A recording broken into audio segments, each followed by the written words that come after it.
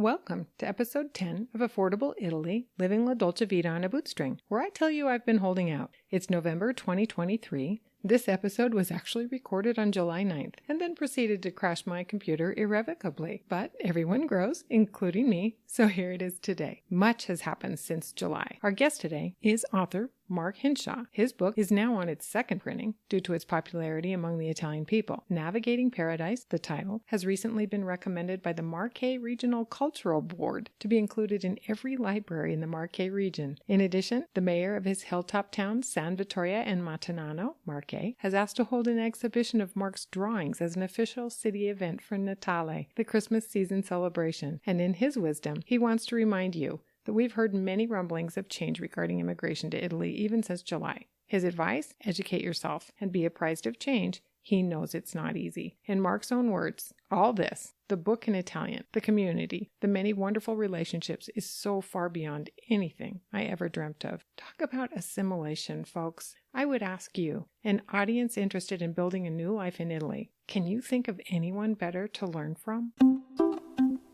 Ciao! If expatriation and immigration are on your mind, you've looked at Italy and wondered, is it possible? I did. In 2019, I was certain we could do it.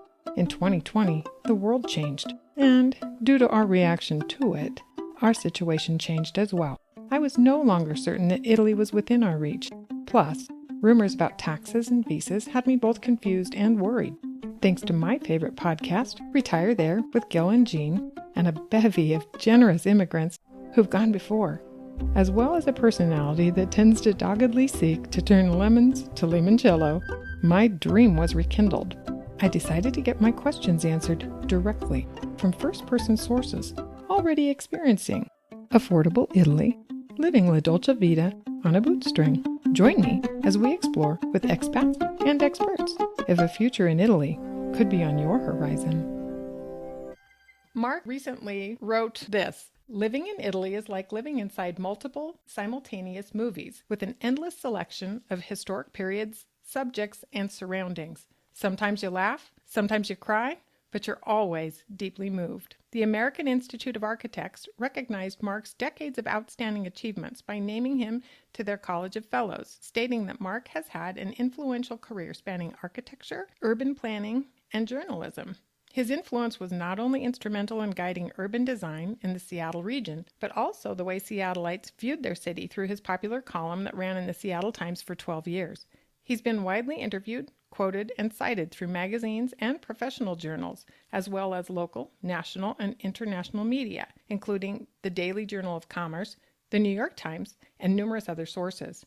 Prior to his move to Italy, he published 2 books, including True Urbanism in 2007 and City-State Seattle, A Shaping of the Modern Metropolis in 1999. Interestingly, as Mark was writing, consulting, publishing, and lecturing extensively on the subject of urban design, he was well known as a proponent for innovative concepts relating to the walkability of cities, the remaking of suburbia, and the revitalization of urban centers for decades before they were popular topics. It's also notable to me that these ideas are all very consistent with Italianate living.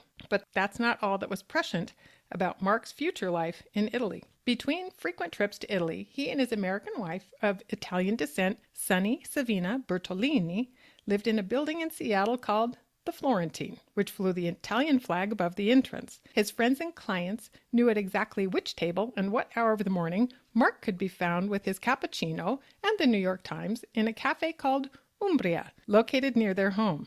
Every Saturday, he and Sunny had dinner at an Italian restaurant a few blocks away, where they got to know the staff, cooks, and owner, who often sat down to chat with them a while. Once, after Mark had had surgery, the owner brought dinner to the door and said, "No charge." Unbeknownst to Mark and Sunny, it was the first taste of Italian caring and generosity that was later to enrich their lives. In 2017, after many holiday visits and 2 years of applying a deliberate method for searching, first they looked at regions, then they looked at towns, and finally they looked at houses. Mark and Sunny found their perfect place. They received their elective residency visas and began the bureaucratic marathon to a peaceful life in Italy. But he's not been idle there either. Recently, Mark published a book of hilarious and touching vignettes about their life in Italy called Navigating Paradise. The 2020 lockdowns had given him time to focus on writing, and he rediscovered a long Latin artistic talent. The book contains pen and ink impressionistic drawings of lesser-known places in Italy. Currently, Navigating Paradise is available in Italian. Listeners should be aware that Mark is working on a second volume, which we'll be certain to keep you updated about. Thanks for joining us today, Mark. Thanks. Thank you. Happy to. It's an absolute delight to finally meet you face-to-face, Mark, to share both your expert as a retired urban planner and expat opinion of why, after completing 2 years of methodical research, Marche is the loveliest place for you to call home. Yes. Thanks. It's in quite the late years adventure, and it shows that even late in life, you can have amazing things happen, and it doesn't mean you have to slow down. Love all of that. How did you look at all of Italy, and how did you zero in on Marche? Sure. Well, actually, we didn't cover the length and breadth of all of the peninsula. I had spent the previous 4 or 5 decades traveling here, so I knew most of the places in the major destinations pretty well. It seems almost formidable, like how could you possibly pick one place out of an entire country? But we kind of knew from past trips and research that we didn't care for, this is a very personal choice, everybody's going to be different. We didn't care for the heat of the South, extreme South. Yeah. And it is hot and humid. Right now, I have friends that, are dealing with 100-degree heat right now. It isn't even August. And so we knew that was not a comfort place for us. So that eliminated a third of the country right there. I mean, the lower 7 regions, including Naples and Sorrento and beautiful places in the Amalfi Coast. That was for us a big deal, and we didn't want to consider that. Now, by the same token, the opposite end of the spectrum, we don't like extreme cold either. We lived in places that were very cold, and we're kind of done with that. Sure. That eliminated the most northerly regions that are adjacent to Switzerland and Austria, and are mountainous. It's not like they're Arctic or anything. It's just we didn't want to have that be 7 months of the year, which sometimes it can be. So that took out a bunch up there. And then, frankly, we've traveled enough that we were done with tourist destinations. And if any of your listeners have been to Florence or Rome or Venice at the peak of the season, you know how that's completely insane. Yeah. And could you imagine living in that all the time? No. And so we couldn't. And so we took out another 3 or 4 regions, basically Lazio, where Rome is, Veneto, where Venice is, Lombardy, which is where Milan is, and Tuscany. Now, dealing with the last one, Americans in particular, and Brits to some extent, have read all the books about Tuscany, have seen all the movies about Tuscany, and they're always romantic, and they're always seductive, and they're always wonderful, and everything's great, and hence everybody wants to go there. Well, you know what that means? That's the most expensive part of Italy. Yeah. If you're looking for affordability, that would not be it. Okay. That's not that much different than the U.S. So could you live, as nice as those regions are, they're beautiful, we go there frequently. Could you live there? Since on an ER visa, you can't work legally. Right. Can't work in Italy. Yeah. There's no, even self-employment, even remote, can't do it. You have to sign a document that says you're not going to work. So can you live on your retirement income in the most expensive part of the country? And we decided we couldn't. I mean, as nice as that might have been in theory, and we had plenty of places over there that are beautiful and gorgeous. I just went to one of them last week and had a good time there. But in terms of living full time, it's a different proposition than just visiting museums and hanging out in piazzas. It's got to consider, how are you going to do your laundry? How are you going to get your car fixed? Where are the reasonably priced grocery stores? What if you have a plumbing problem? I mean, there are all these practical things that go on in everyone's life that you don't have to do when you're traveling. You don't have to worry. That's what's great about traveling. You don't have to worry about that. But living in a place, you have to worry about it every day of your life. And stuff is going to come up It's old houses, stuff is going to break. There's things that will happen and unexpected. It can be earthquakes. It could be lots of things. It could be we just had a week-long rainstorm that wrecked a bunch of the garden, and now we have to figure out what to do there. So there are all these just myriad things that go on that interrupt your otherwise idyllic life. And even though the name of the book is Navigating Paradise, some of the stories deal with how unparadise it is. It's not always that way. So that's why you really have to learn how to laugh and laugh frequently, because you're certainly going to be crying. And once you're done crying, you can start laughing, but it's unavoidable. The various groups on Facebook that deal with expat experiences, everybody has stories, sob stories about horrible experiences with bureaucracies, with the health system. If you can find bad experiences everywhere, and there are plenty here too. So it's not always idyllic, nor should it be. I mean, would you? I don't think you'd want to live in a place like that. So, but it's a matter of adapting to their methods of doing things, and that can be a source of frustration too, because after all, most of us who have retired have lived in another culture most of our lives, and we're used to we've gained this incredible knowledge of, if you need a washer for a sink faucet, you know exactly where to get that. Right. How would you get one here? And what is it called? And how much should it cost? I mean, you have zero knowledge of any of that. So you have to figure out, how are you going to learn those things all over again? And sometimes I've compared it to being a child again. You're starting completely fresh and relearning life from the ground up. And that isn't always pleasant. You're going to make mistakes. You're going to have dead ends. You're going to have wrong information. You're going to misunderstand something. There's going to be miscommunication. It's going to make you feel frustrated. You just have to have a sense of humor that this is the drama of life. Sure. And sometimes it is a comedy, and sometimes it is a tragedy, and sometimes it's both. So it's just, I view on the scale of things, weighing things, is that while there's plenty of stuff that's angst producing, there's more stuff that's pleasure producing, and so it's worth it. It's worth going through that part to get that part.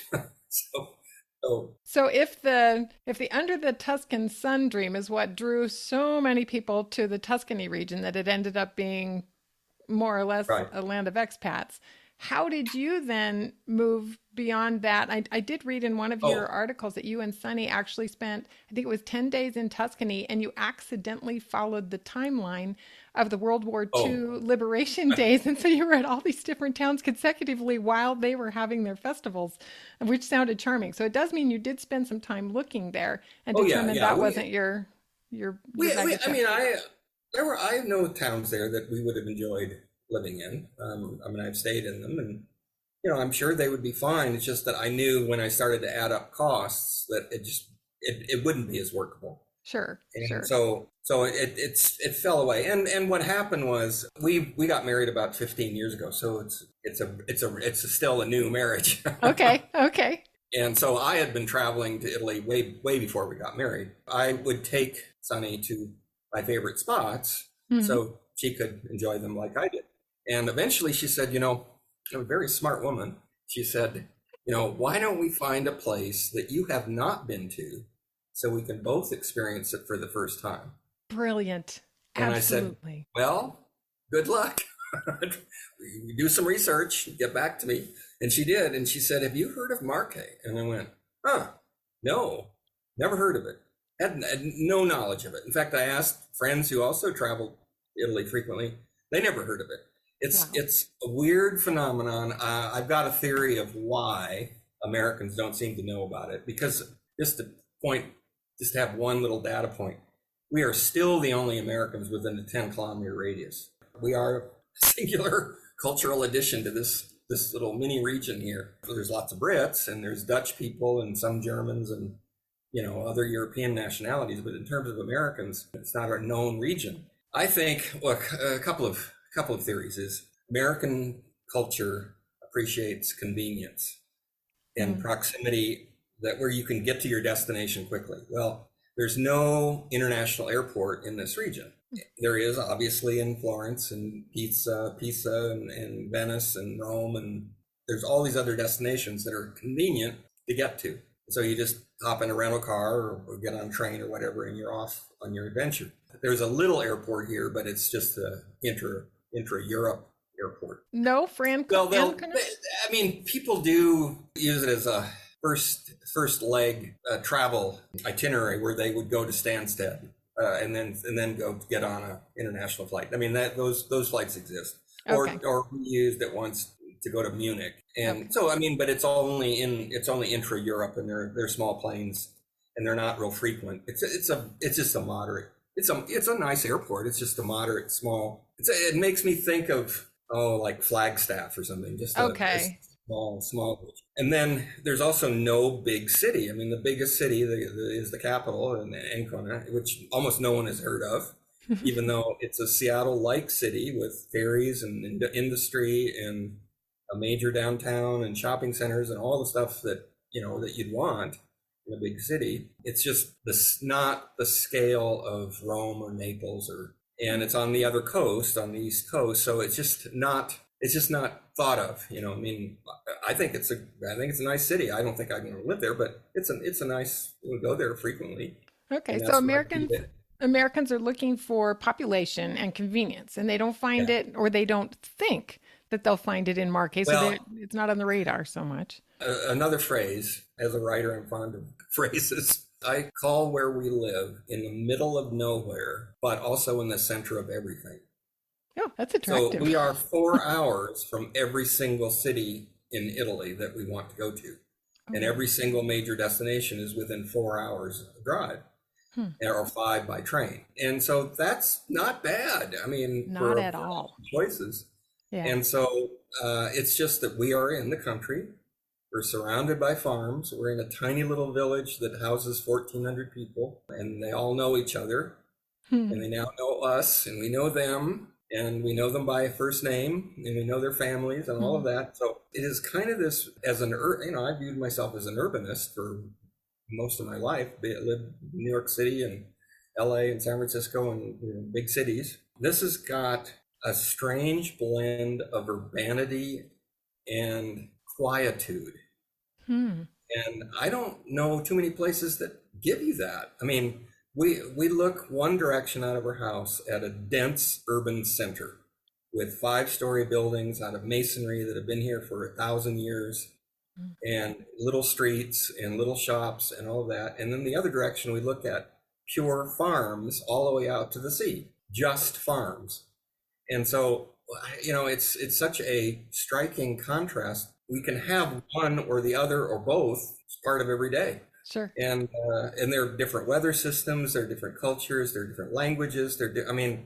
Everything about those two ends of the spectrum are different. And, there's festival. I just went to I should probably send you this because it's a very cute thing. 100 feet from our door, there was what's called a spectaculo, which is an outdoor performance mounted by local folks. Now, these are not local here, but nearby town, a troupe. And, this is stuff that's been going on for centuries. They tell a story using costumes and lighting and a little bit of stagecraft, because this is a portable thing, so it's a little backdrop and some few props and music and a very lively narrator. What they did was the story of the travels of Marco Polo to China and each of his major stops, and then at each of the stops they did it sounds actually a little, now I'm describing it, a little odd. They interpreted it through dance and through a traditional form of sport here called flag tossing. Okay. And so the actors would tell the story through the tossing of these flags high into the air and catching them in synchronicity at the same moment. 50 flags would be in the air and they'd all be tossed at the same time and caught at the same time. And, it's a breathtaking kind of thing that's like ballet or something. And it's just like down the street. It's just like suddenly we hear, it wasn't even announced. Oh my goodness. We just heard it, and Sonny went down and said, "I think there's something interesting going on." And so, and the locals, of course, know they hear about this and they talk about it over breakfast or whatever, and they just showed up. They don't need a sign, they don't need an ad on the internet. They just know about it or hear about it and tell each other. It's as another crazy, wild thing. This is a bit off the subject of affordability, but along the roadsides here, there are trailers that are left parked, and they have big billboards on them for things like festas and music events and stuff. And all the time we pass by and we go, God, that looks really interesting, but where is it? Like there's nothing that says where it is or when it is or what date or what time. It's like, well, how are you supposed to? And that doesn't make any sense. Well, everybody who lives here knows when and where. It's been happening for years. They don't need that information. Oh, sure. We'd like to. Right. You have to tap into that somehow. Yeah. Right. Yeah. Right. How interesting. And now we sort of know where these things are, so we do go to them. It just took time to figure the code, so to speak, of when these events occur. This kind of like unexpected little things happen, I think, only when you live in a place, because if you're just visiting, the chances of even encountering one of those things are slim. Right. And so it requires a continuous presence. And so it's just a much different kind of way of experiencing culture. And I think traveling is fine too. I mean, I'm not saying don't do that, but it's just simply so different. It's a necessity then to connect with the local people around you who are native to the area for you to break that code. So tell me a little bit about the Marche region, and when you guys were looking, like Sonny chose that as the first place that you would both be virgins in. Neither of you had experienced that. Tell me a little bit about what that experience was like, your fresh, new, open eyes to the region of Marche. What became attractive to you? And in that, how much of that was the people? Do you say Marchegani? No. Really good question. I hope you have enough time. We're open-ended here. Well, let me contrast it. I've in my life, I've probably owned a dozen houses in different parts of the country. And the U.S. In the U.S., yes. Yeah. As Americans, we kind of assume, I think, most of us, that no matter where you live, you're going to get about the same level of goods and services, because there are corporations that provide those in chain stores and department stores and grocery stores and hardware stores, that you just know that's going to be there. You just have to find where it is. It's dependable. You just learn that. Well, here things are radically different, region by region, province by province, and town by town. I mean, radically different, from nothing available except maybe a bar, to a lot of things available. And so if you want something that has nothing, all you're doing is inhabiting a house, you're self-sufficient, then maybe pick the place that doesn't have anything going on. But if you feel you need to have access to goods and services of a wide variety, then you pick another place, or as we did, something in between. So unfortunately, Americans gravitate. We did too. I have to confess, it's so much fun to look online at real estate sites and look at those houses. Which is actually number 3. I live in one of those. I'd love to live in one of those. It's like, just like a lot of people do, we developed a list of houses that we wanted to look at. And when we hired a real estate agent. And she looked at this list, very knowledgeable woman, heads her local chapter of the real estate agency. She looked at the list and she struck a third of them off. She said, those are houses you don't want. I know they have problems, whether it's earthquake problems or plumbing problems or foundation settling or lots of repair work. You wouldn't want to buy those houses. Now, that's invaluable information. I mean, absolutely. It just says you can't depend upon the seductive. They're not going to disclose anything that's a problem. Sure. Why would they on one of those glowing descriptions or the photographs? They won't show you the junkyard that you see out the bedroom window, or the noisy neighbor, or the fact that there's a super highway that is sending noise your direction. I mean, they're not going to reveal any of that stuff. So it takes somebody that knows the local area really well And you can't find an agent that knows all of Italy. All real estate is local. So you can't just hire a finder firm to go find a place, in a good, a favorite town. I mean, nothing substitutes for just seeing it yourself, kicking the tires, so to speak, and, taking it all in. And that was when we finally narrowed down to this town, we decided, okay, let's spend a little more time here. And we kept coming back. And every time we came back, somebody new welcomed us. I mean, it was like completely unexpected. Total strangers. They don't know who we are. They engaged us in conversation, and most people know a little bit of English to be conversant, or we tried early versions that we knew of Italian. And there was a sense of friendliness, openness, welcoming, helpfulness kind of thing. And so an example of that was I'll mention a couple of examples. One is we were in a bar and we talked to the barista about thinking about moving here. And she came out from behind the bar and gave us a hug. Oh my goodness. Said, I hope you move here. I'd like to have you as a neighbor. Wow. This is a picture of the Marche people for you then. I mean, that must have been a shock coming from Seattle. Right. And then there was, because Sunny has a distinctive dress. She's known as the Donna Bianca, the white lady. She only wears white flowing outfits. Kind of like a habit, but classy, not just black and somber. Sure. So we were walking around the town and I see approaching us from the other end of the street, 2 nuns. And, we're getting closer and closer. I'm thinking, something's going to happen here. There's a white and there's black. And they stopped us and they wanted to know, what does this mean? What does your dress mean? In a very open, friendly way. I mean, totally. And in English. I was like, wow. Wow. That's like, what? So we had this nice conversation. And Sunny is pagan, and she explained that. That's, her religion. And I thought, oh man, this is like, here's a country that's 95% Catholic, and here are the representatives of Catholicism. And at the end, they said, why don't you come by and have tea sometime? Oh my goodness. And it was this respectful, it may not be the same religion as ours, but we can respect it. An overall acceptance of difference. Yeah. Right. Interesting in a rural region, isn't that? Yeah, exactly. Yeah. Oh, I know. This is a very relatively conservative region. Yeah. And then the third example is we were in a little food market because we wanted to know, that is probably for us a key thing, because we know, this is where Sunny's brilliant. I had always had this under the Tuscan sun image of the country house. Mm-hmm. Mm-hmm. Because that's what we had rented before, and it was just, that's so ideal.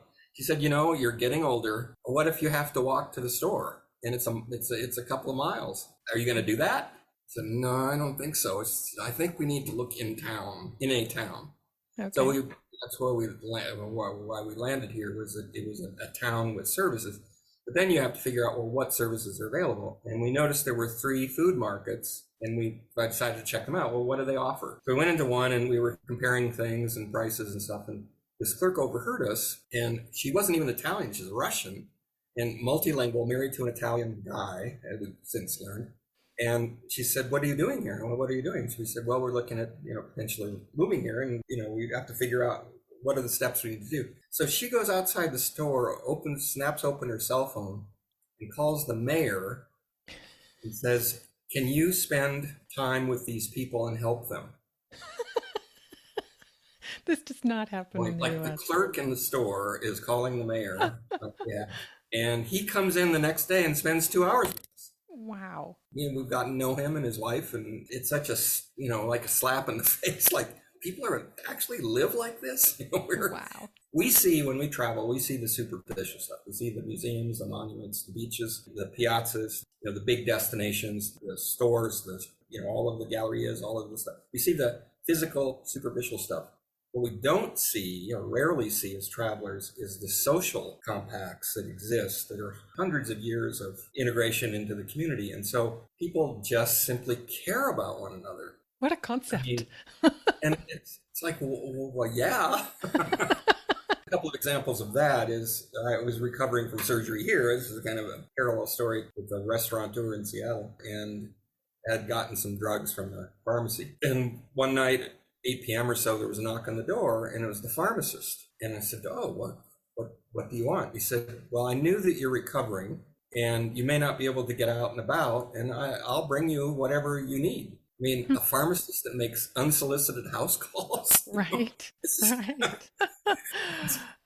Otherworldly. Yeah. It just like catches your breath. Well, that's such a basic thing. How come we think it's so unusual? Why, that's crazy. We have not cared for each other for this long. I mean, in such a basic humane way. I think literally it's the peninsula of Italy. That the more that I hear, I don't think it's region by region. I think it's all of Italy. That Italians tend to be caring people, and they care for those around themselves. Well, the telling thing is one thing we had to do. That you have to, if you're here on a PR visa, then you're obligated to register, or you're on a track. You can't just come on a visa and stay for a year. Mm-hmm. It's really not proper to do that. I mean, I suppose you could, but that's really abusing the visa system. I agree. You in a sense, agree to become a resident legally and apply for residency and go through that process. And part of that process requires taking a civics class.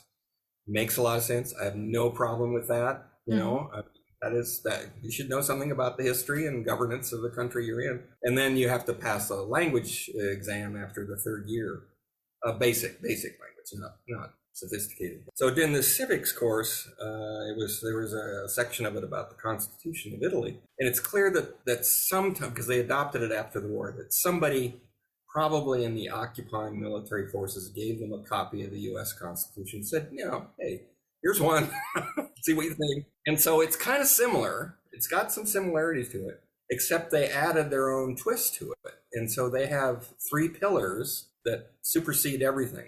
Everything else makes so much sense because of this. One is that everybody should have useful work in life. Okay. That suggests that there should be mechanisms to give people opportunity. Second is the family is a very, very important unit, and we have to do everything to preserve it, to maintain it, to nurture it. There are provisions now in laws that speak to how to keep families together and to support them. A very important thing to do. That continues the culture. It's a longevity kind of, it's a survival of the species, I guess, or of the culture.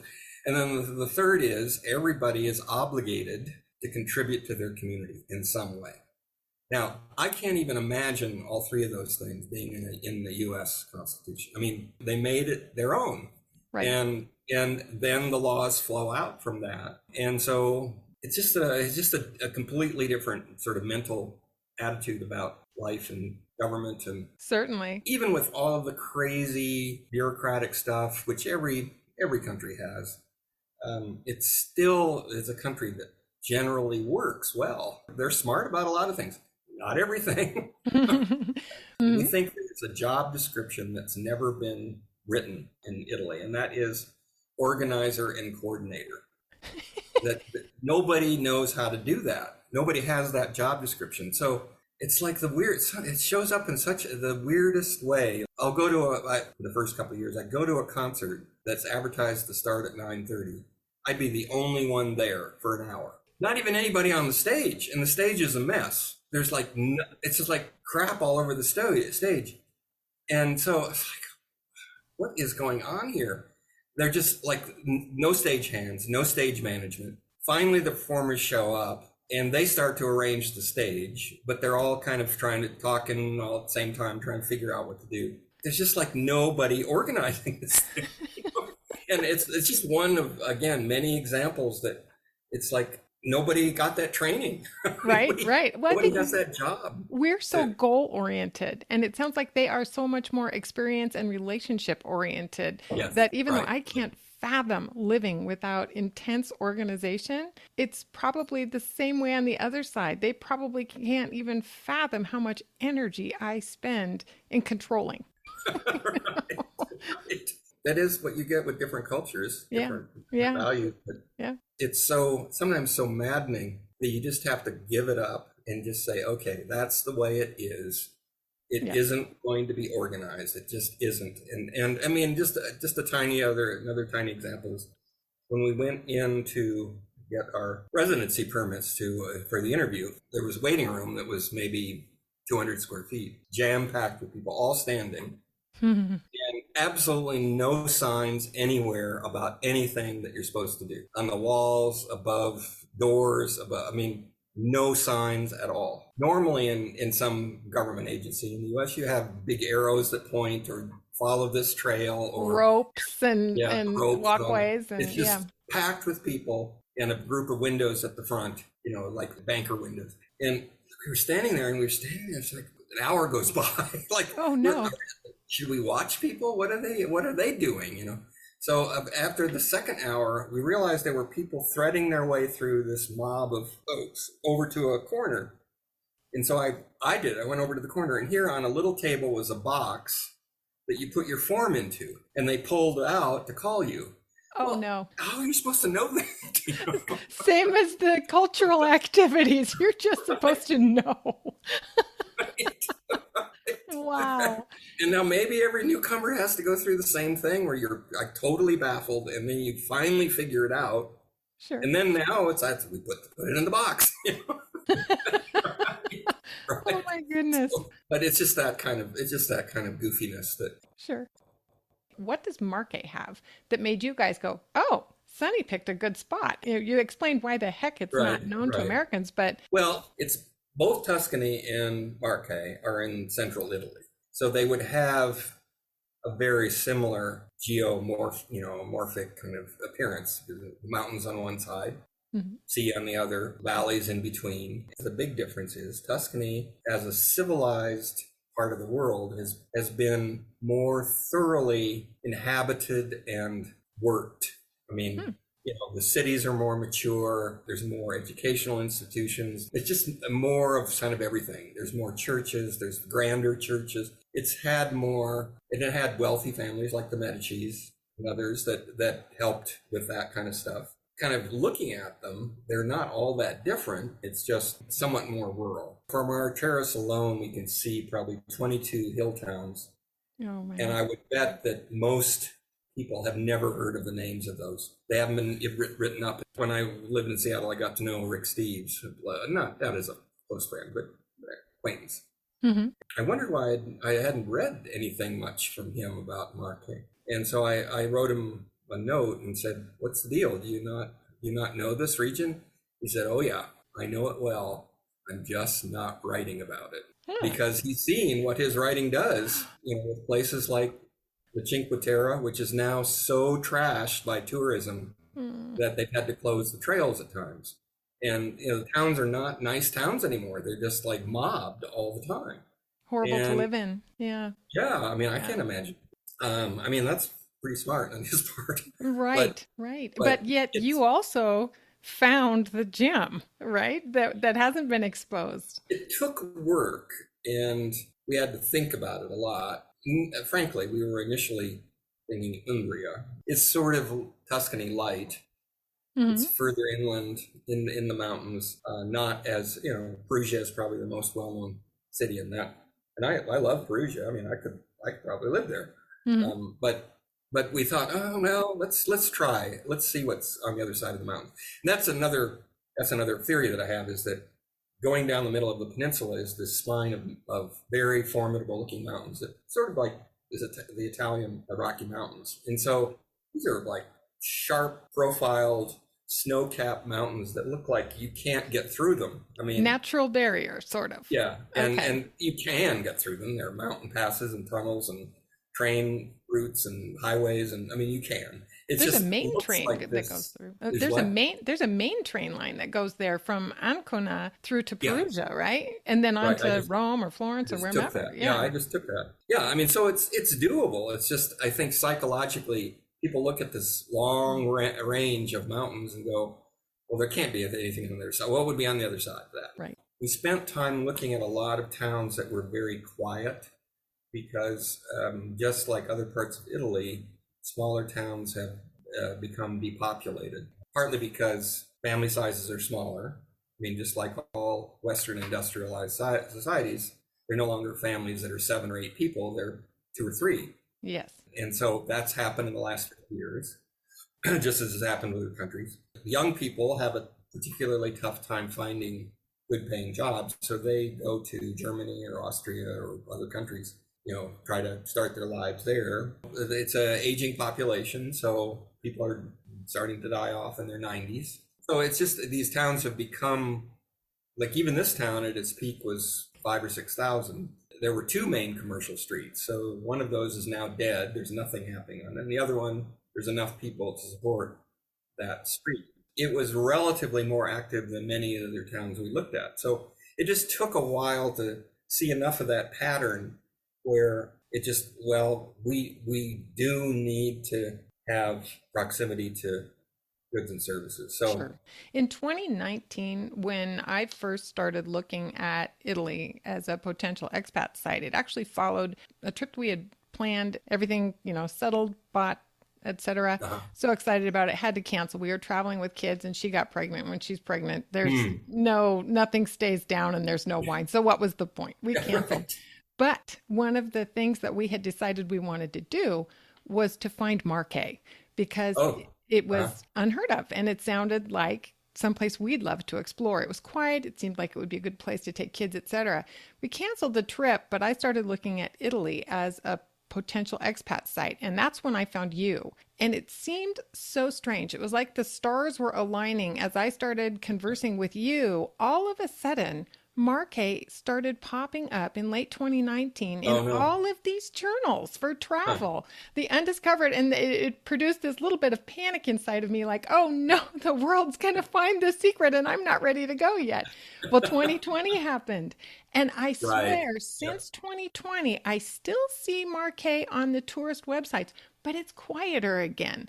Have you seen, since you guys immigrated to Marche, have you seen, though not in your town, has the region changed? I mean, you have some major cities. You've got, maybe not majors, maybe not the word, but Ancona, Ascoli Piceno, Urbino. These are urban centers that I'm shocked that more people don't know about and just hop on the train to get every time to. we go to, right. Yeah. Every time we go to one of those cities, we do see more tourists, more English-speaking tourists. So it is gaining some recognition, by people. Do you see an influx? Do you see an influx in immigrants? Well, not yet. And there are other forces at work. I mean, the answer could be different a year from now. But first of all, nothing happened during COVID. 2 years, zeroed out. No visitors. We didn't have any visitors.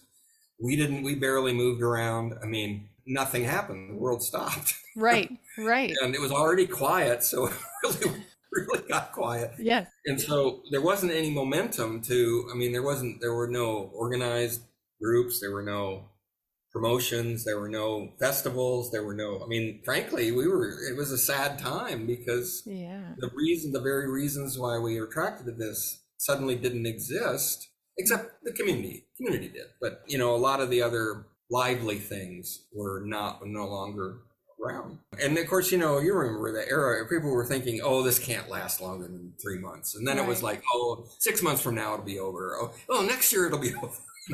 And you just kind of gave up after a while, like, well, how long is this going to go on? Yeah. So people couldn't even make plans like for this spectacle that I mentioned, because they didn't know if they could do it. Could you even get a permit to have people come together, or why would the actors take that risk? Or so people didn't even anticipate being able to return to it because, that'd be too frustrating. So it was just dead. It was just nothing happened. So that kind of took the wind out of maybe some of the momentum. Yeah, I think so.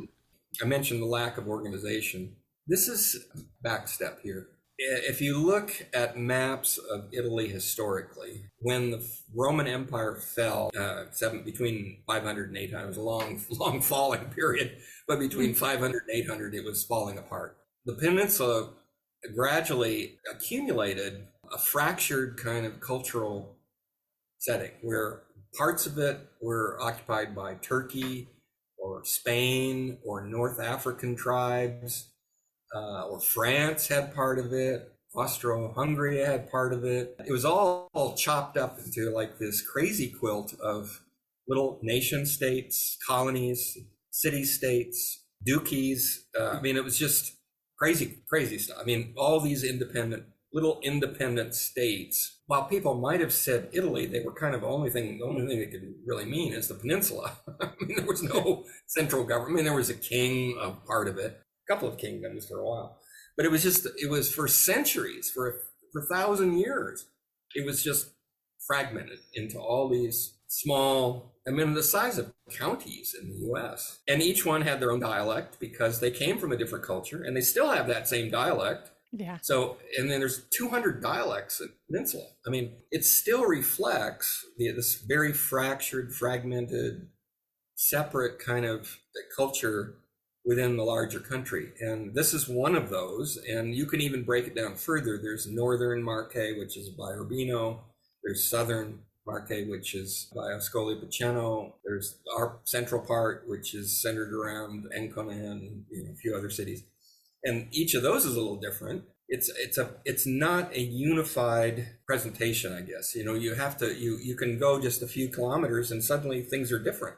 The language might be different, the food might be different, the customs might be different. It's just you're constantly adapting and adjusting to all of these nuances of subtle shifts of things. Which must have made it very difficult for you guys to know. Well, not difficult, but it must have taken some work to sift through those areas, because honestly, even just for upcoming trip planning, it's hard for me to choose. I also am quite interested in Umbria. So it's like, how do I begin to choose? Do I want to be in the Urbino area? Do I want to be closer to the Adriatic, where maybe transportation would be a little easier, north and south? Do I want to go inland, or do I want to be south? Well, I would say what you might want to do. I mean, we developed a list of 15 criteria. I mean, this is our method. Mm-hmm. There were 5 or 6 that were absolutely musts, and some of them had to do with just practicalities of life. If I'm aging, and I'm like 76 now. Mm-hmm. You have to fast forward. It's in the US, if you have a change of life, you have the sense that you could sell your house, take the equity, and move to a place that works for you. Yes. You can't do that here. The real estate market is completely sluggish. You're not going to make money off the house. If anything, you might lose money. You're not going to flip a house. It's not going to happen. Houses stay on the market for years unsold. So you better do the work that finds the place that works for you, because you're not going to be able to change your mind some people do it. The lesson is you better take the time to really find the place that works for you. Sure. You're not going to get that money back out easily to translate to your long-term care plan. Right. So make it happen right at the outset. Now, the frustrating thing is we encountered the same stuff. What if shouldn't we just keep on going and look? We got to a point where virtually all of the criteria were met, and we just said, stop, just full stop. Yes, we could probably look in Abruzzo and find something there, but why make ourselves crazy? We found it. We got close to 100% of the criteria. Mm-hmm. Let's just stop. You could look forever. We had 5 or 6 must, 4 or 5 nice to have, and then another handful of kind of bonus features. And then that's where our agent stepped in and helped us meet most of those. And then she found this place that had a couple more that we hadn't even thought of. If you try to find the perfect place, you probably just make yourself crazy. Get as close as possible and just enjoy it. Yes. Yeah. And having that list of criteria. That's so important. Yeah. Know thyself, right? I mean, what are the things that you absolutely cannot do without, and be realistic? And remember, things like aging, things like financial limitations, family visiting. Yeah. Well, and that was another thing. So we wanted a house big enough that if somebody visited, we wouldn't feel like we were on top of each other. Yeah. So, that was one of the criteria. And for a while, we toyed with the idea of a bed and breakfast thing. And it's just like, we tried it sort of, and it was too much work. Like, what? I'm supposed to be retired now, working, making beds. Not a good idea. So it's useful to do that exercise and look at it again from time to time. And you can do some of it online. I mean, you can research towns. And you can do the Google walk through the town and see what shops are there. And there's stuff you can do remotely. Google Walk is an actual really fun way when you're stuck on another continent to be able to actually walk through and see what a town might look like. Your region has some specific natural events that can occur, which might also come into play in terms of choosing where to live. Now, you guys are actually in a town. San Vittoria and Matenano. Thank you. It's the name of the hill that it sits on. Gotcha. Okay. That particular town was hit with seismic activity and qualifies for the 7%. Earthquake? You mean the earthquake? Yes, earthquake. Oh, yeah. It actually is one of the designated 7% flat tax towns in the area. So these kinds of things, we're talking fire, flood, earthquake, wind concerns, those kinds of things must also come into play when you're building your list. What was your situation like when you looked at Marche, north to south, east to west? Was that a part of your determination? I know weather was, but what about these other natural kinds of occurrences that could? I grew up in California and we lived in Seattle, and it's right on the fault line. I mean, they're just waiting to happen. Sure. So, I mean, you can be afraid your whole life. And I've been through several earthquakes in my lifetime. Okay, so they were bad. Not good, and buildings fell down. And in fact, 50 feet or 100 feet from here, a house totally fell to the ground, pile of rubble. Wow. Now, it probably had no reinforcing in it at all. It was just stacks of bricks. Okay. And this house is anchored into the city wall, which goes down 100 feet into the ground. And so it's got a counterweight. I mean, I sleep through earthquakes now. I mean, I don't even feel them. I mean, it doesn't do anything. Sunny notices them sometimes and wake her up, but there's literally hundreds of earthquakes a year. So, I mean, you just occasionally one gets above 6, and that's when it causes a problem. And back in 2016, there were 2, 6 months apart. They ruined several towns. Didn't ruin this one, maybe ruined a dozen buildings in it, and they're all being repaired now. Every place is risky to some extent, whether it's tornadoes in the Midwest or floods and stuff. So there's almost no way of getting away from some natural aspect, but I guess that was not a big criterion, was staying away from all of those.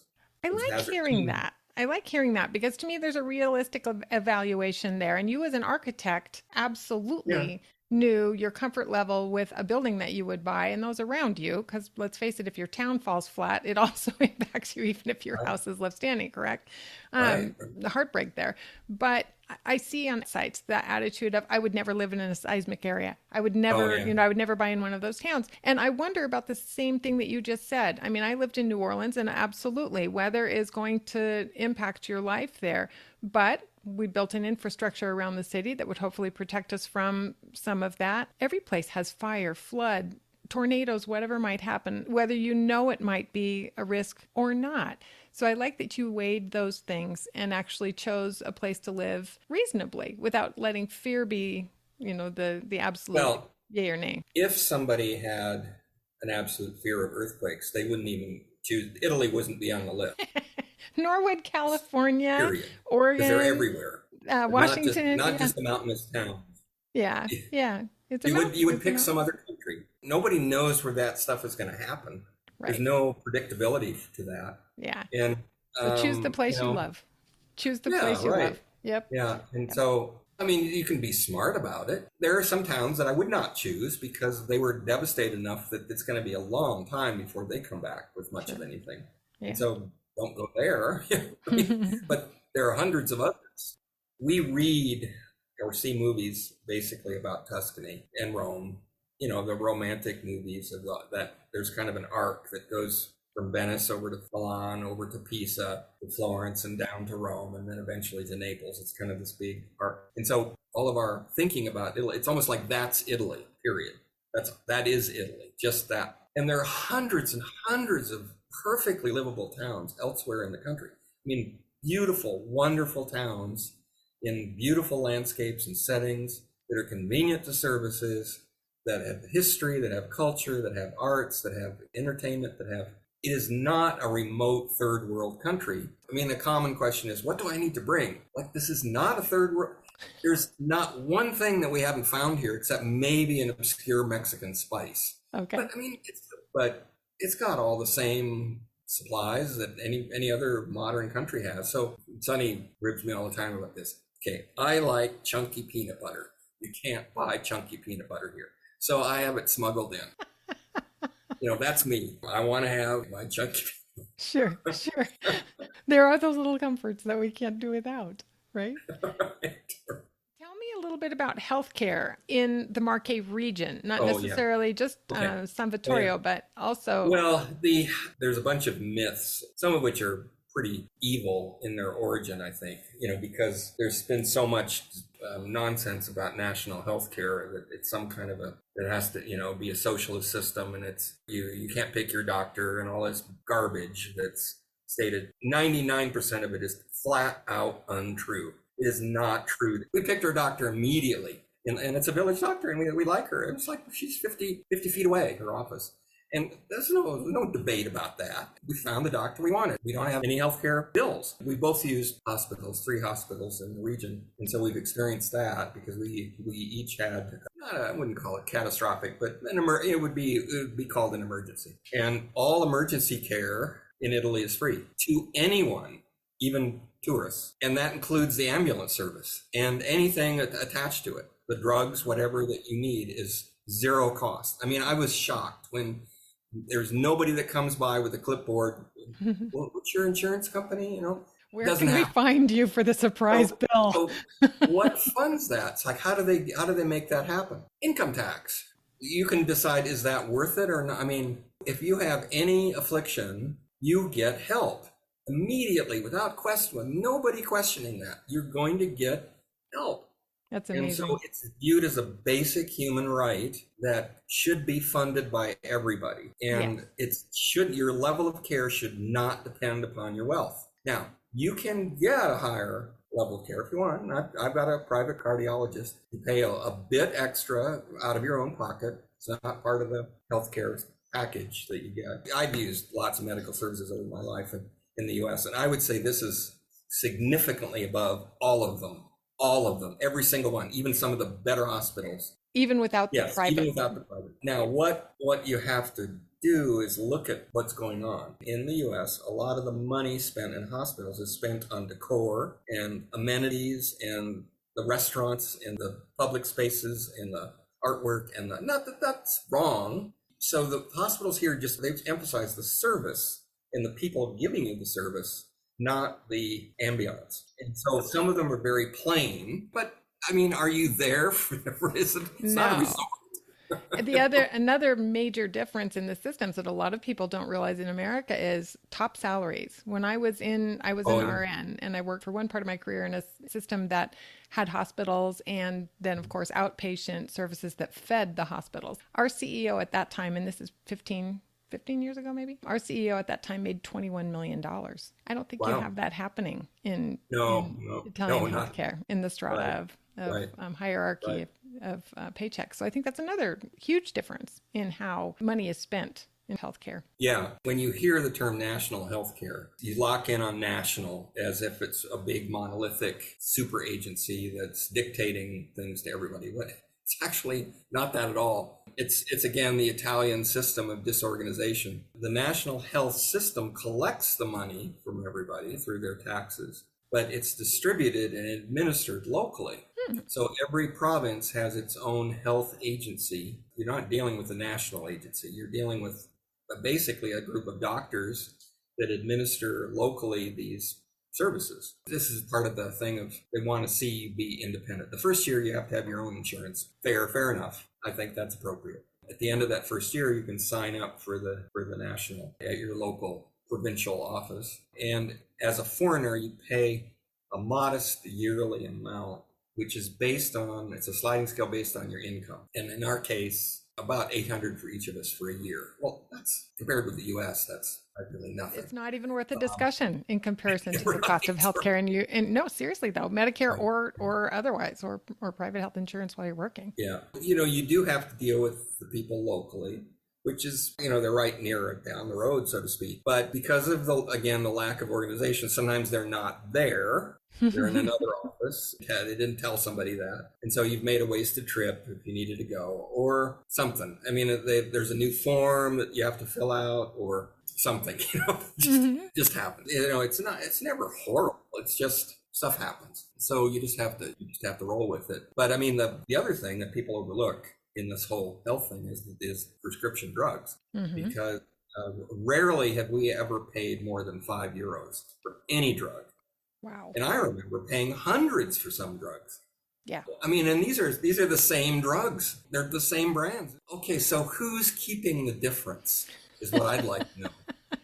The other shocking thing was one of the times when I was in for an emergency service, the doctor, after getting my treatment, said, "Well, would you like to stay in the hospital so we could observe you?" And my first reaction was, "Oh, how much is that going to cost?" Oh. 'Cause I've been in hospitals. You see the bill, for Yeah. just a few days, and it's like thousands, tens of thousands. Tens of thousands. Yeah. Yeah. And so I said something like, "Well, is that an extra charge?" He said, "No, it's however long you need. Oh, wow. You can stay."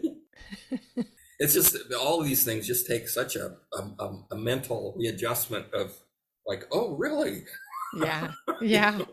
Well, Oh, here's a funny story. It's just, again, a cultural difference.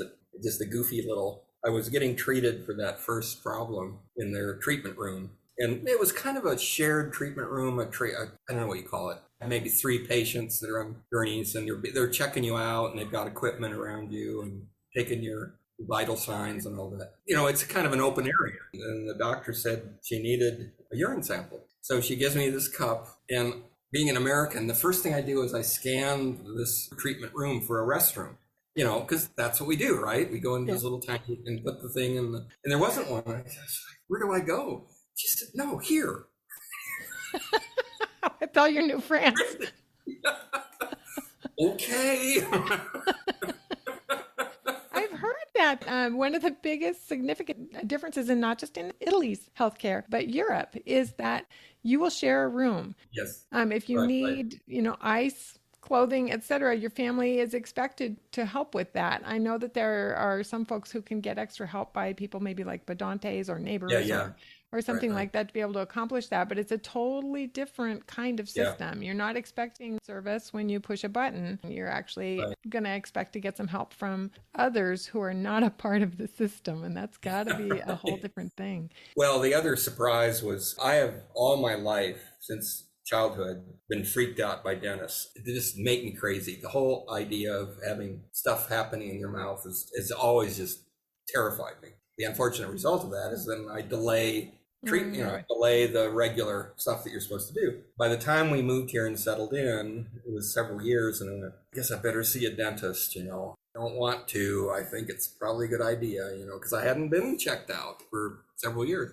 Mm-hmm. And so we found a dentist that was recommended. He said, well, I need to do a deep cleaning. No, I know what that means. It's like drills, and it's like scraping, and it's like, just torture of the mouth. It's got all these tools out that I don't even recognize. I mean, it's like all these electronic tools, and it's like, I don't even know what this is. What are you about to do? And he gives me a local. Okay, yeah. And this is a funny thing.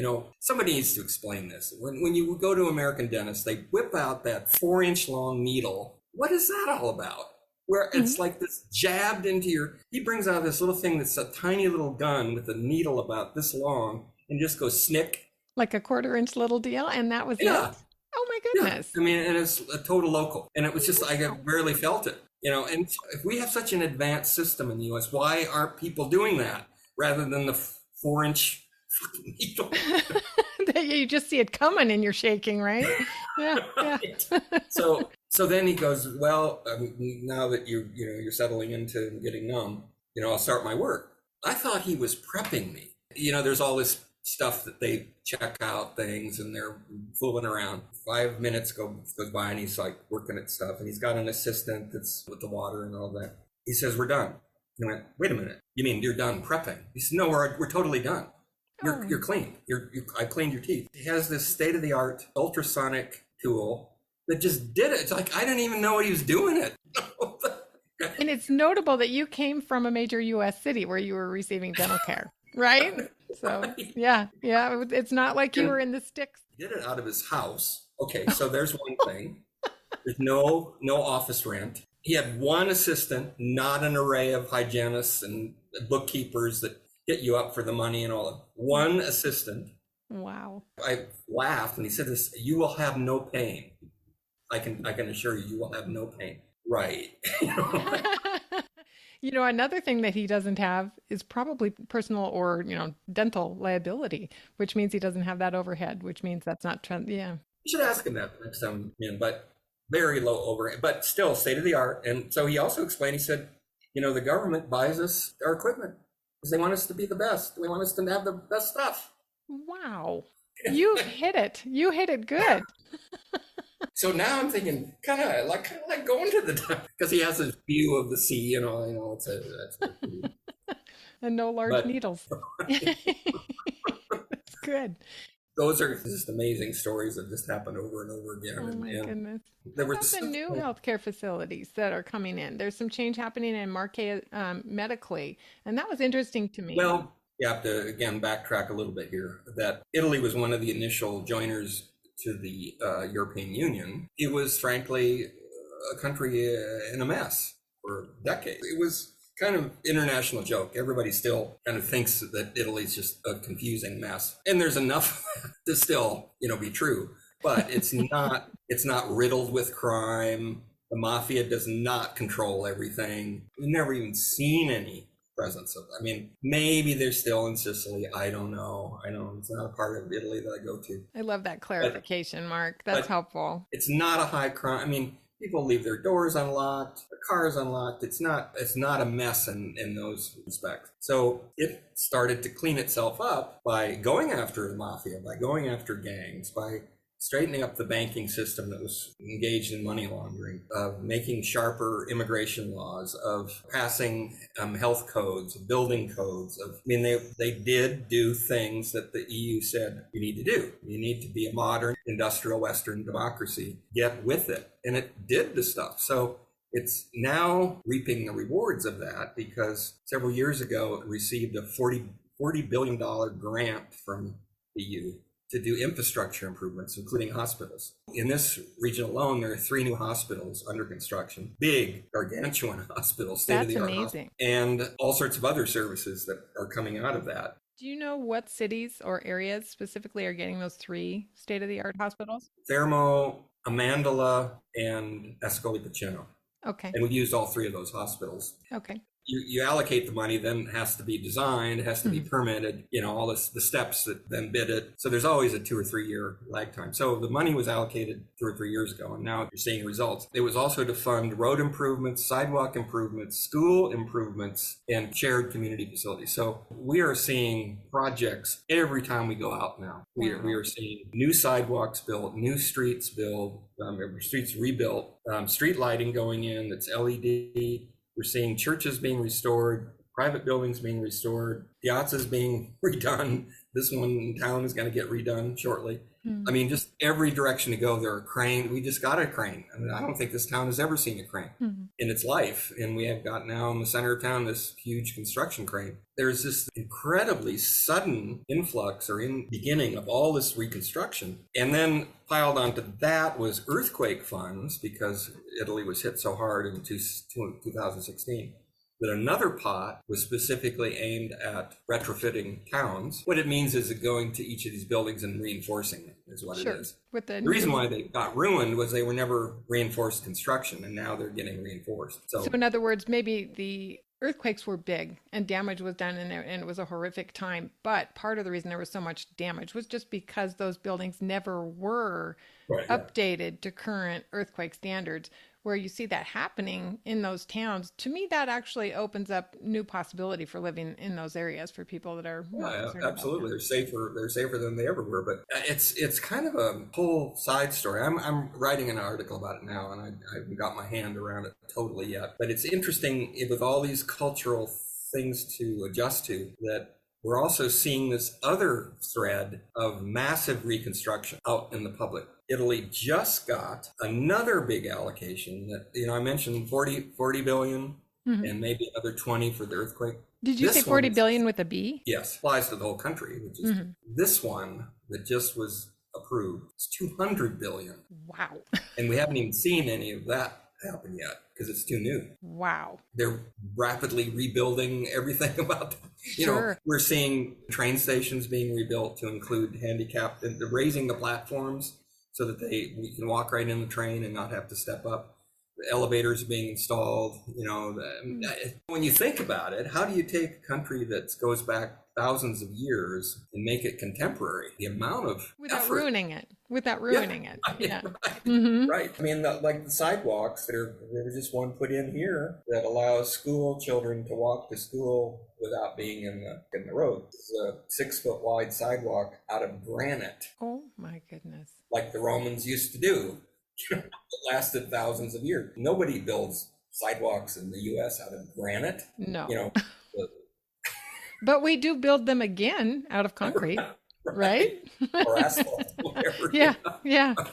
Right. And while they're doing that, they're putting in trees and putting in safe lighting, LED lighting, and guardrails because it's a hilly place.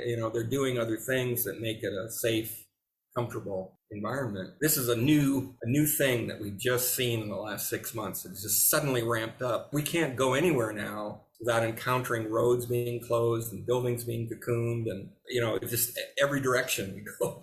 Sure. That's the cost of progressiveness there, huh? Right. But I mean, in contrast to some other EU countries which weren't making the other changes, Italy is starting to organize. That's awesome.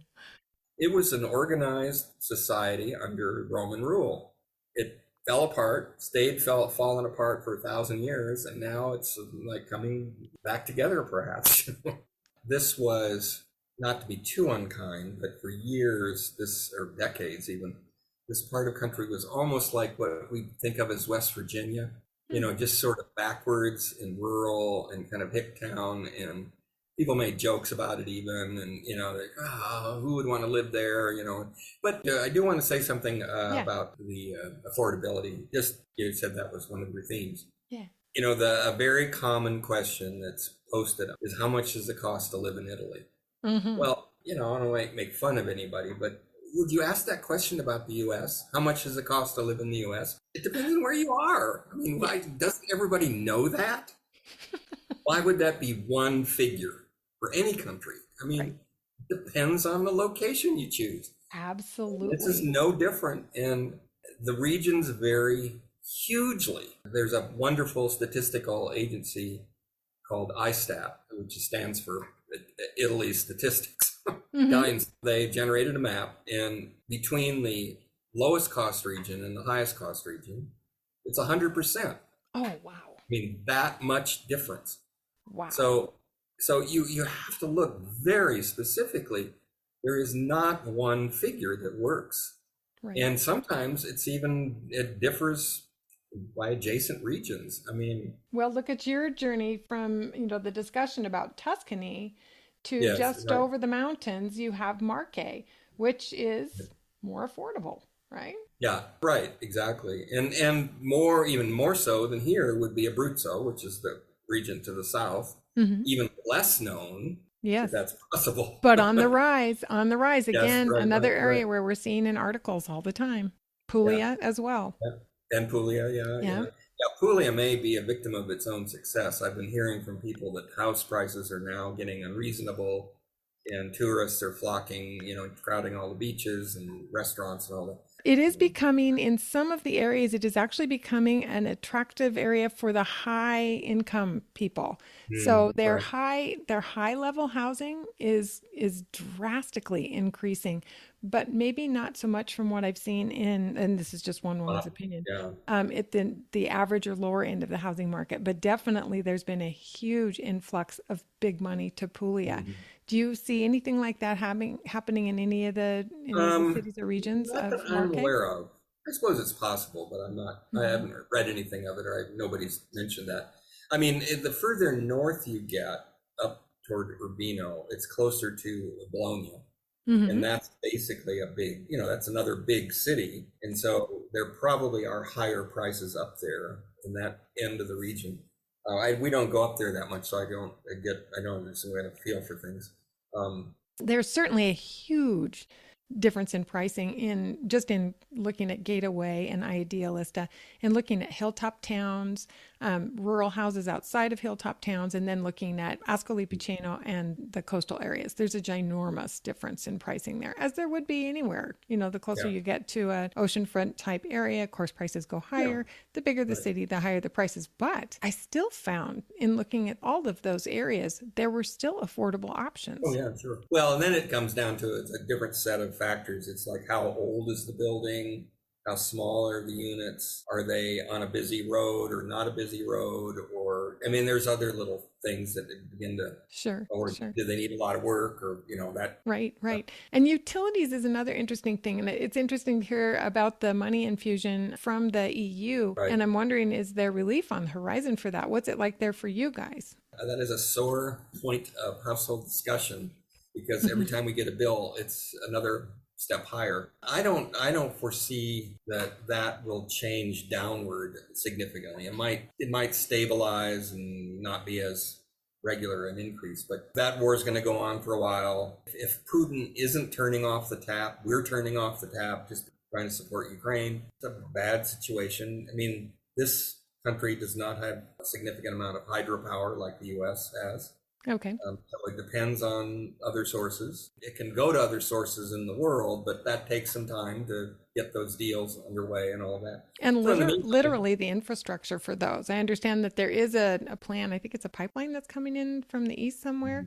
Well, it could be. I guess I have heard that. From the Middle East or something. Yeah, but it'll take years to build that. Yeah. Literally. Yeah, exactly. But there are things in the meantime that you can do, like we decided not to install air conditioning because that would be an added, that would bump it up again. Mm-hmm.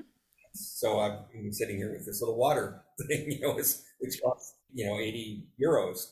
I think we talked about that before we started taping. The fan blows through the water and cools the space in the room. So specifically where you're at. So it's a good use of that energy instead of cooling empty rooms. We're just trying to use less power. I mean, just conserving. Like right now, gas is a little more favorable than electricity. So, we've got a gas range, so we make a lot of things on the gas range. And in the winter, we do what Italians do, which is you wear a scarf inside. It's not a big problem to do that. We're just used to walking around in our underwear all winter long, and we expect it to be 72 degrees. And no, you can survive in 68. Or 65, right? Yeah. So it's like things you can do to make it better. It still is a shock to see those bills. My prediction is that in this 200 billion block of money, there's a section of it that deals with energy efficiency. And I think that the government will see some programs come out that will help. It's not like you're going to get a cash check, but you might get help in adding insulation to your house or putting in a more fuel efficient heating system, or love that kind of rewiring the house, or any number of things. And long-term fixes. We had a taste of that. The 40 billion that I mentioned, the smaller amount that came out 2 years ago, did also have an energy efficiency piece in it. But even though 40 billion sounds like a lot, when you spread it over a whole country with 60 million people, it isn't really that much. So they took a chunk out of that 40 billion and applied it to energy efficiency. And what they did, we took advantage of this. We jumped right on it because we saw that it was maybe going to be a tight window. Mm-hmm. They encouraged people to buy electric vehicles. Oh, that's right. I forgot you and Sonny did that. Yeah. And so we got an outright grant of 10,000. Awesome. And then Renault had its own program, which was 6,000 to get customers to walk in the door. Mm-hmm. And so it cut the price in half. Wow. Of the vehicle. We have not been into a gas station in 2 years. And people, the first question, what about the charge stations? They're like, it's going to take like 2 hours to charge. No, that is all just BS. Mm-hmm. Total BS. We just go to lunch, plug in. During the lunch, it's fully charged. Stop that nonsense. It is not inconvenient.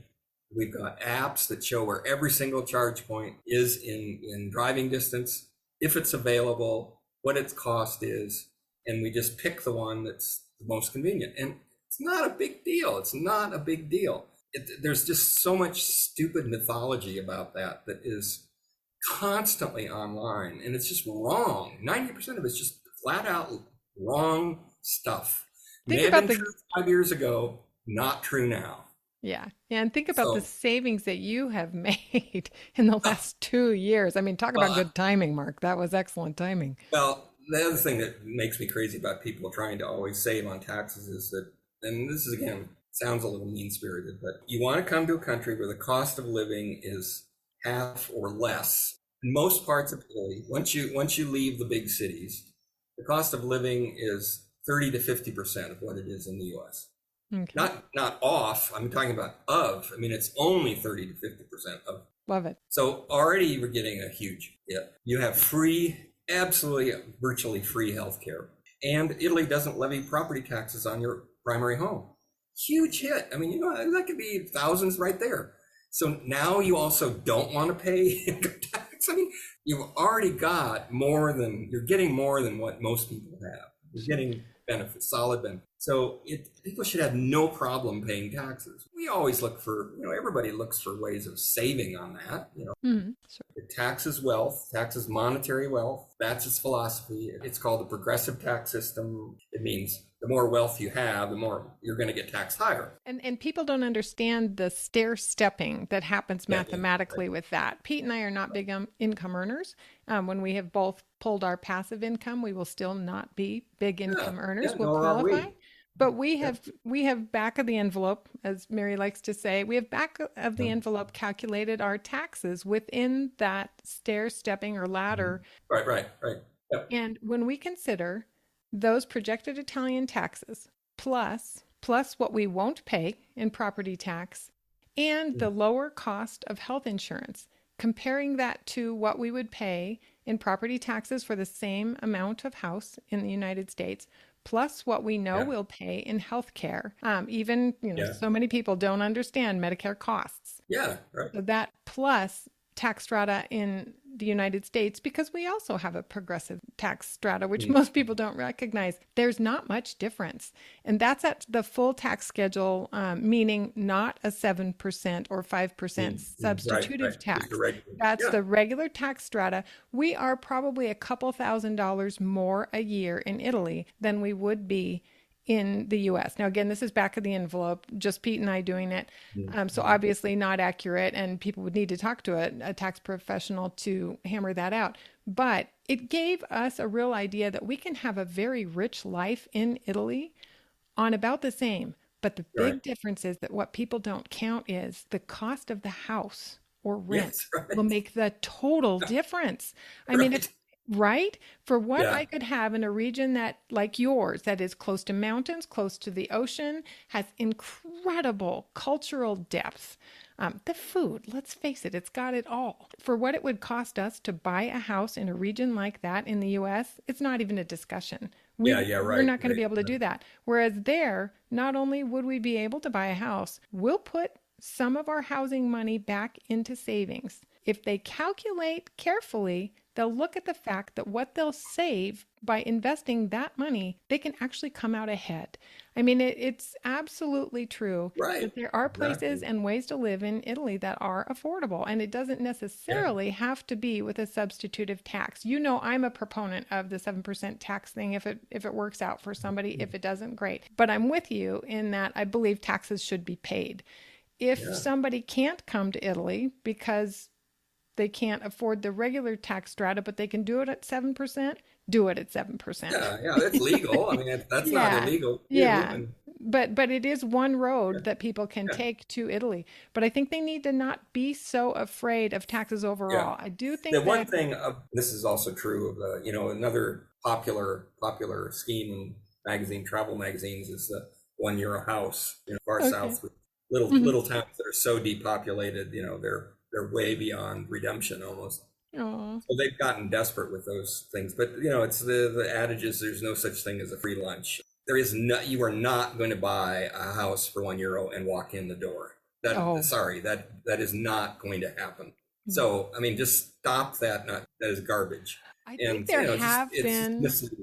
There have been Yeah, some success stories, but yeah, by and yeah. large, Right. not the majority of the stories at all. And some of them are still suffering. Just all the little things that were attached to those €1 house agreements. Some of them are still Yeah, kind of right. stuck. Well, I know. Yeah, I wouldn't even bother with it, frankly. And there's a great couple of YouTube videos by, I remember her name, but you can find them. They almost pop up at the top. There's a realtor developer, American, I think, or British. It's called the Myths of the €1 house. It'll take you forever to redo that house. Yeah. And And if from you've let somebody afar, renovate the house and not be nearby, yeah, I from mean, afar, that's a real dangerous deal, yeah, but people do it. But yeah. that's gutsy. Your point about the house itself as a house with where it is, the view, surroundings, the ambiance, the patina, the character of it. I mean, that was where, I said our agent added a couple of more in that we hadn't thought of. We never even put on the list of view. You never, I Oh, mean, if you want view property in the US, I mean, you have to be a millionaire if you want. Just don't even think about that. Don't mhm. even, I mean, that isn't just not, don't put it on the list because, Right. so we have a 180-degree panoramic view of the sea. We didn't ask for that, but where we landed gave us that. This is the biggest house I've ever lived in my life by a good measure. And it's also the least expensive house I've ever owned. That's incredible. That's incredible. And So that's what I'm saying. Italy can be affordable. You just need yeah, to be right. really careful how you're doing it. And it probably won't happen in Rome, Venice, You're right, you know, exactly. etc. I would say if as soon as somebody locks in on Tuscany, then it's over. None of the saving, none of the affordability is going to apply. So if you've got the money to do it, and there are people that do, I mean, I've Sure. talked to them online. They smart investments and they have all sorts of income streams in there. But there's so much mythology out there about, wouldn't it be great to go to Italy and run a vineyard? Well, it's okay. So how are you going to do that? And which First of all, visa? yeah, yeah, exactly, Hmm. exactly. You have to first get a visa to do it. It's like they lock in on this one thing that sounds appealing and don't realize there's 25 other things you have to do Yeah. first I before you will even get. I will say though that for me, the thing that actually made me look at Italy like, what? I could live there was a €1 house scheme that came out. I looked at that. I sent it to my girlfriend, and The she sent hook. it to her daughter. Yep, and her daughter said, "Drop the gavel," and that was it. From that day forward, that was in either late 2018 or early 2019. I started looking tentatively, and you grow. You grow with the process. Yeah, Nancy yeah, right. Hampton's blog, Nancy Goes to Italy, was a huge catalyst for me when I Oh, got yeah, actually serious about thinking, could I really do this or is this just yeah. playtime? I went back to the very first post she'd ever made and I read all the way forward. Took me 2 weeks in the middle of the night, emailed her afterwards and said, I just did this. And she said, I don't think anyone has ever done that. But it, Shocked. yeah, it became my roadmap for Yeah, she's a good person, and we compare notes all the time. yeah, but Yeah, I had to have yeah, that initial hook of the €1 house to make me look and think because who on earth would ever have thought that Italy could be affordable? All I knew were the tourist places and the picture of Milan with, expensive cars, expensive clothes, expensive yes, lifestyle, yes. Como Right, and the Clooney's, you know what I mean? That seems so right, yeah, so I right. needed that hook, but I grew with the Yeah. process. And Oh, so yeah, here I am today, calculating, talking to my yeah, right. financial advisor and waiting. We're in a waiting pattern until we have enough passive income when both of us have pulled social security to meet that minimum requirement Yes, because we yes. would love to do it in one slam dunk. We'll go back again and try again if we fail on the ERV the first time. But I needed that hook to get me looking. And it was honestly, I have to admit, the €1 house scheme. I wanted to drop the gavel with my friend. Just the action or the process of going through the research, having another dream, moving forward into a new chapter of life. I think that helps the mind. Both my parents have dementia. And Mm. frankly, I saw even in my early 50s, I started to feel some softening. I just wasn't Oh, as I sharp as I know. was. Yep, And yep. it's a reality that this could be me, but what can I do? There are very few things that you can actually do. I need to do more of the exercise. I need to probably dial in the eating even a little bit better still, but you can keep learning and you can connect with people. That alone is probably going to be worthwhile Oh in yeah. those ways too. I mean, just the I'm process is healthy. I'm glad you brought that up because it's another intangible factor that people don't think about. It has Hmm. nothing to do with money and nothing to do with taxes. You're helping your own self live longer and live healthier because it's better food. The Mediterranean diet has been long recognized because of olive oil and the other ingredients as being a better diet. Yeah. And learning a language, is one of the ways you can stave off that. It requires your brain to be active all the time.